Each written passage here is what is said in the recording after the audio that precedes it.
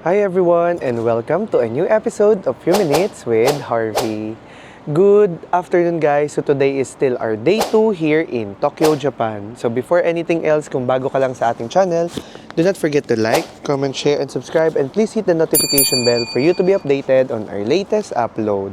So kaka-end ko lang talaga ng vlog literally. So pangatlong vlog na yun for our Tokyo series. Galing kami ni Mama nag-umpisa kami sa Sensoji Temple. So ang nilibot lang natin yung Asako sa area. Nanggaling tayo Sensoji Temple, nagpunta tayo ng Tokyo Sky Tree, and doon ko na in-end yung previous vlog. Then for this vlog, tayo naman ay maglilibot sa Ueno, and then pupunta tayo ng Ginza at Akihabara. Titingnan natin kung kakayanin natin yung isang vlog lang yung lahat, pero kung masyado siyang mahaba, ikakat na lang ulit natin. So panoorin niyo yung mga previous vlogs natin. So na-try na natin mag-subway, na-try na natin mag-express train. So ngayon ay magbabus naman tayo. So andito kami sa bus station, inaantay lang namin yung bus 23 para makapunta tayo ng Ueno, ng ng Ueno Park at saka sa Ameyoko. Ayan, sa Ameyoko Market.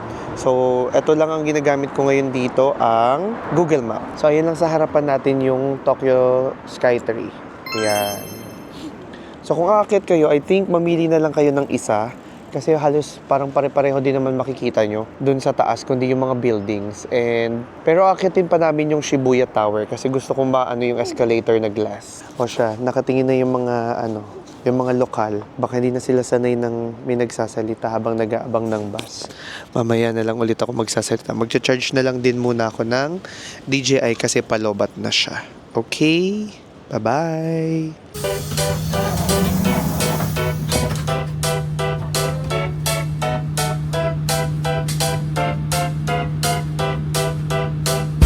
Dito na tayo ngayon sa Ueno and maghahanap na tayo ng makakainan.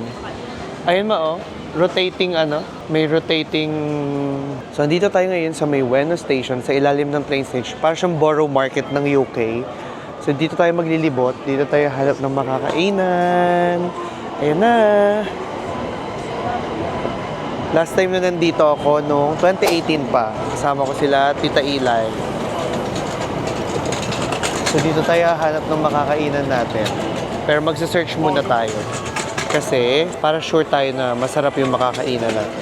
So wait lang, bigyan natin ng montage.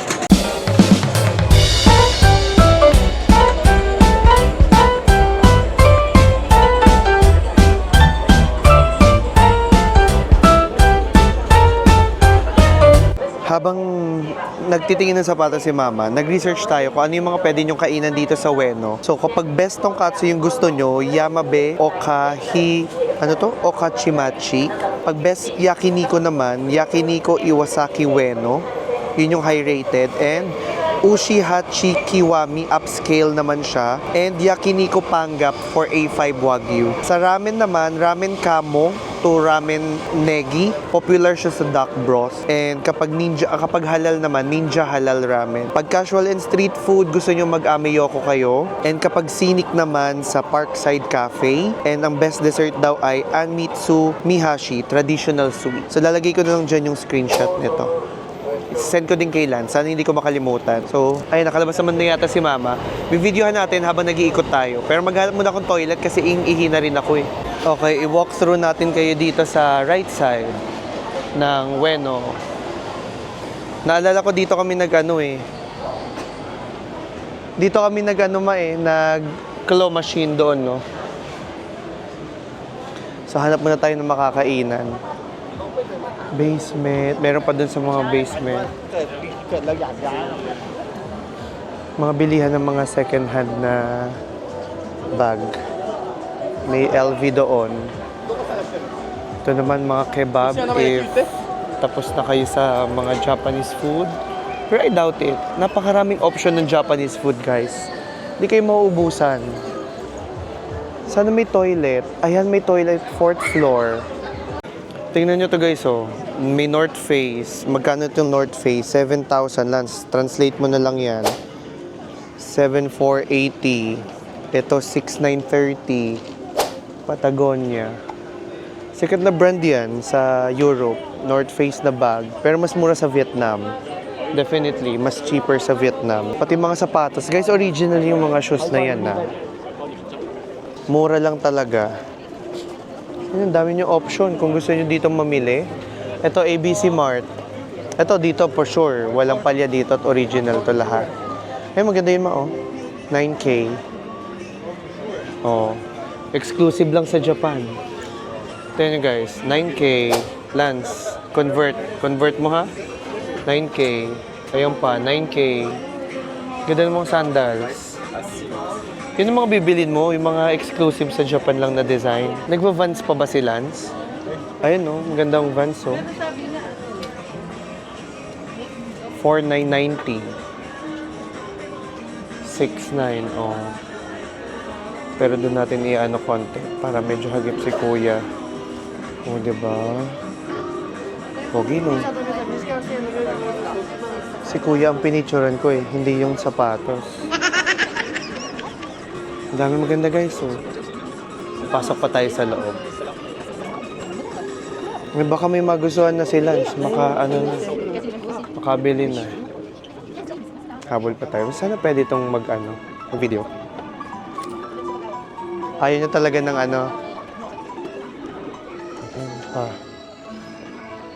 New Balance.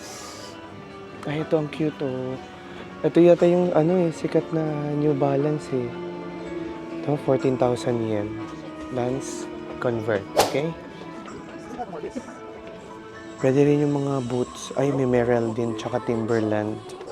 Oh, ayan yung mga options nyo, guys. Guys, nakabili pala ako ng dalawang sapatos. Ay, isa lang pala. Nabili ko na yung speed cut na gusto. Mura siya dito over sa UK or sa Philippines. And then kay mama naman, sandals na Converse. Maduga, nagtitingin, walang dalang pera. Meron, hindi naman kasya. Naiwan 3,000 bago. Ayan no, yung mga t-shirt na sinasabi mo. Ayan, pinapahanap kasi ni Lance. O, ayan no, Japan. Magkano? 4,950. Medyo mahal. Parang isang sapatos na. Ito pa oh, may mga shoes pa dito. 1. Magkamukha din naman sila. Yan nga lang heat transfer. Arabe. Oh, pwede na yan. Dapat pala, na ganito muna ako bago ako nagpaliga. Diba, ang daming jersey pwede ipamigay. Ayun guys, wala na ako pakialam kay mama kasi nakabili na siya ng gusto niya. Ang hinahanap ko na pagkain. Bibilan ko din si RM ng sapatos. Syempre. Hahanapan ko lang siya ng magandang gazelle or ng speed cut para terno kami. Dat pala binalikan ko dat binili ko din si RM nung sapatos.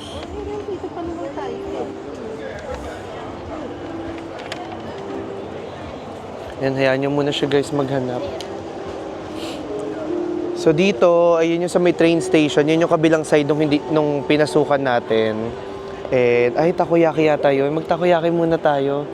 And ayun may Wagyu Sukiyaki. And dito naman, dadiretsuhin pa natin yan. So babalitaan ko pa kayo. Wait lang. Sa section na to, puro mga shopping. Wala pa yung mga kainan. Ngayon ko lang din to napasok. Pero dito kami may kinainan na yakiniko nila Ate Jam before eh. So dadiretsuhin lang natin to hanggang dulo. Pero hindi pa tayo mag-yakiniko today guys kasi medyo masama pa rin yung yung pakiramdam ko. Kaya pass muna tayo sa Ito naman mga ramen. Ito naman ay parang curry ulit. Meron pa mode of buy and sell. Yung nanay ko na na naman sa bibili niya ata siya. Ano yan? Shishido powder. Meron naman yan sa sa Donkey, di ba? Meron yan. Doon na lang tayo sa Donkey sa atin malapit bumili. Ito guys, yung mga option ng food. And hindi na kami papakalayo-layo. Ayan, nagtatalo pa kasi kami kanina kung saan kami kakain. So, dito na lang, mag-Yoshinoya tayo. Ay, take out pala. Doon, loob tayo for dine-in. Alam ko pwede sa ano eh. Pwede kasi umorder sa ng nakaupo. Pasok muna tayo. Tingnan nga natin kung totoo nga pwedeng umorder ng nakaupo. Baka nag-i-invento. Hindi, pwede nga. Okay, let's start to order. May recommended na menu. Siyempre, yung tayo, gyudon. Sige, recommended tayo. Kalbi set, yakiniku po. Masarap. Hindi tayo beef kalbi. Beef kalbi, ilang. Masarap to. Ito naman ay soba. Pork miso. Kimchi and pork. Salad set. Extra beef bowl. Cheesy beef. Ito yung mahirap guys eh. Yung mga nakainin mo. Ano gusto ko may tanong? So large na tayo. Soupy. Ay, ano to? Regular lang. Regular rice. At tayo ng vegetable and miso. So, change dressing to sesame dressing. Ano soup? Pork lang. Ito naman tatag. Okay na ba yun? Parang okay na yung rice, no? Masya. That's it.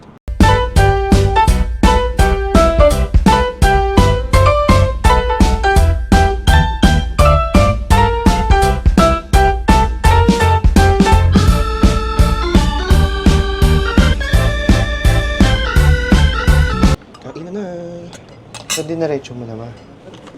Okay, diretso mo naman. Ito sa tao. Dapat. Ito ang galing na mga tao. Kasi mo yun. Hindi ko kayo yun. Sana. Healthy.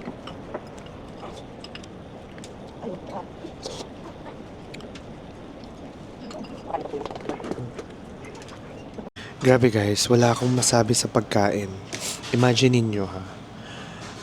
Ang dami-dami na nung pagkain na pinakita ko sa inyo kanina, pero ano lang siya, nasa 400 pesos lang siya. So, ang total natin ay 1,270 Japanese yen. So, ilalagay na lang nila dyan yung conversion. Nasa 400, 500 pesos. Mga nasa ganun. Sobrang sarap. Staple talaga ang Yoshinoya. Nawala lang to sa ano eh. Nawala na yung Samoa nito eh. Pero, dito, mag-i-improve yung mga menu nila. Masarap yung gyudon. Sana lang na mas marami yung beef. Yun lang yung ano ko. So, siguro mga ano lang to sa akin, 8 out of 10. Dahil lang doon. Parang feeling ko konti yung beef. Other than that, everything is okay. Not okay, everything is good. So yun lang, nag-charge lang muna kami dito for a while. Medyo kanina pa rin kasi tayong umaga naglalakad. Wala tayong tigil. So ngayon lang talaga kami napaupo ni mama ng maayos. Then after nito, titingnan natin ano pa yung pwede nating magawa dito sa Ueno. Then after that, kung kakayanin pa natin mag-Ginza, siguro yung Akihabara bukas na lang pagbalik natin from tour. Kasi alas 6 na rin dito ng gabi. Yeah, 6 p.m. na din. So yun lang, inantay ko lang si mama matapos mag-toilet. Then aalis na tayo and mag-uumpisa na ulit tayo mag-ikot.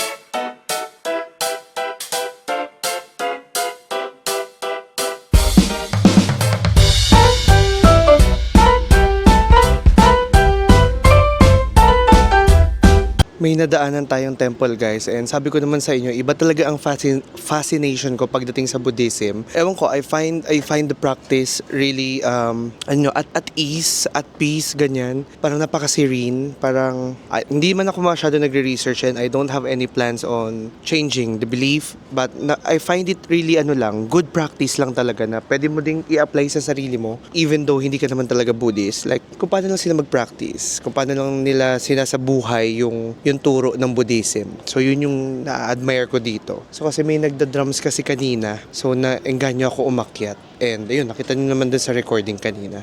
So balikan na natin si mama kasi iniwan ko siya sa baba kasi sabi ko akyat ako at mag-picture ako. So yun lang, maghagdan muna. Wait lang, baka madapa ako eh. Ganito lang kadali magpapalit. Start transaction, agree, no. Meron na dito guys kapag may dala kayong cash. Ito yung pinakamura, cash, insert. Isa pa. So, 29,000 payment. So yung $200 niya ay 29,630 yen. Lalabas yung pera dun sa ilalim. Yung 29. Tadan! Mayaman ka na ulit. Wait lang, may ano ka pa. 630. Oh, take your coins. Yun, ganun lang ganun din magpapalit guys kapag may dala kayong cash. Pero yung 7-Eleven yung pinaka-cheapest na palitan. So, pera si mama. Andito naman na tayo sa Ginza. So, ito ay isa din sa mga shopping district nila. Pero more often leaning towards branded. Kasi yun yung nakita ko sa search ko. And mukhang posh area yung nandito. So, ay, nalakad lang tayo. And then, dadiretsuhin lang natin na papunta dun sa Ginza 6 Alley. So, bigyan lang natin ng quick montage.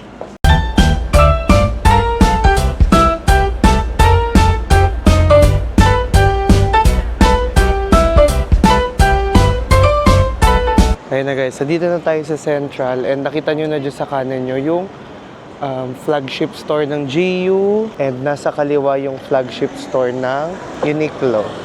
It's giving US vibes. Kalang, videohan natin.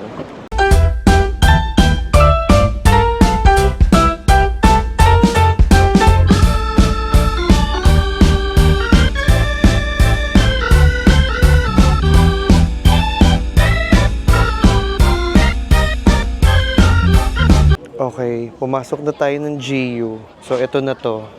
Simula na to. So, akyat tayo sa men's para mas makita natin yung option para sa atin. Ito guys, so, mga 2,990 yen. Ano to? Mga windbreakers. Ito pang ulan. 3,990. May ganito tayo. And ito yung bag na inaas ni Eric ang bilin ko. Black daw yung gusto niya eh. Ayan.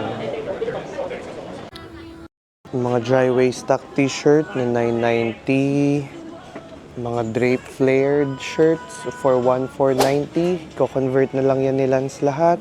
Mga pang women's pa lang to. Ito 1,490 yen. 1,490 yen yung nandito. Ito ay yung kanina to yung nasa baba. 2,990 yen. And mga medyas and undies, 1,290. Socks, 290 yen. Meron mong iba na 5 crew socks, 590 yen for 3. Ito naman isa, 290 kaya tagi-isa lang yun. Yung iba, 1,490. Mga flannel, bra feel pala, sorry. Yan. Wala. Urong naman tayo sa men's section, 4th floor. Ito yung GU na flagship nila. So, dito na tayo sa men's section. May mga earrings, may mga ballet shoes. May mga sapatos pa dito mo, oh. Shirts. Shoes for 1,990. Ballet shoes, 2,990. Oh, sunglasses. May dala naman ako. Bag line up, 2,990. Naku, sana hindi tayo makopyright, guys. Ayoko makopyright. Ibang jacket, 1,990. Yun dyan sa dulo, 2,990. Ayan, 2,990. Yan. Ito din, meron ako nito eh. 2,990 din to. Ito, 1,990. Ito yung mga bags. Ito, 2,990 din. Lahat yan, 2,990. Halos lahat, 2,990. Ayan. Kaya din mga bag na to, oh. 1,990. 1,990. Ayun, maganda actually. Kasi nantay ko lang sila umalis. Tsaka nandito sa dulo. 1,990 and 990. Yan. Ganda din siya. Ito din guys, maganda. 2,990 lang. Merong denim na wash. Merong white. May brown. May cream. Black. Ang ganda tong option na to. Parang mas maganda to kaysa din sa nadampot ko. So, parang dito na lang ako mamimili. Wait lang. Nagtagumpay ang damage ng Gio guys. Tayo ay naka almost 6,000 pesos. So combination na yun ng damit ko, damit ni mama. So napapunta naman kami ng Uniqlo dahil kailangan ko makita yung sa Anderson. Kasi compared talaga sa presyo dito over sa UK, mas mura talaga dito. So pupuntahan natin yun. Dito pa rin tayo sa Ginza 6, yung minontage natin kanina. Di ba sabi ko sa inyo, andito lang siya sa my left side, yung Gio. Then sa right side, andyan naman yung Uniqlo. Okay. Okay, tawidan na. Dami ng bit-bit din ni mama. Oh, tingnan nyo. Dami niya ng bit-bit. Sapatos pa siya.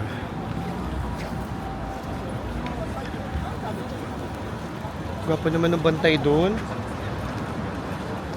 Tiffany & Co. So after nito, uwi na tayo ng hotel. Kasi masyado nang mahaba tong gabi. Alas 8 na ngayon guys. Dito na tayo sa Uniqlo. Alam ko bawal mag-video dito. So mamaya na lang tayo magkita-kita. Hindi na kami nakapag-vlog guys. Kasi sobrang dami na naming napamili. So dito ko natatapusin tong vlog natin dito sa Ginza. Hindi na tayo nakapag-akihaba na kasi marami na kami bit-bit. Tsaka 9 o'clock na, wala na rin tayong aabutan. So, tomorrow na lang natin siya pupuntahan after ng Mount Fuji trip natin. So, kung nagustuhan niyo yung vlog natin guys, huwag niyo kalimutan i-like, mag-comment ka na din at mag-share, and please, subscribe ka naman sa ating channel. So, yun lang. See you again sa ating next Tokyo Travel Vlog. Bye-bye! Good night! Uwi na muna kami.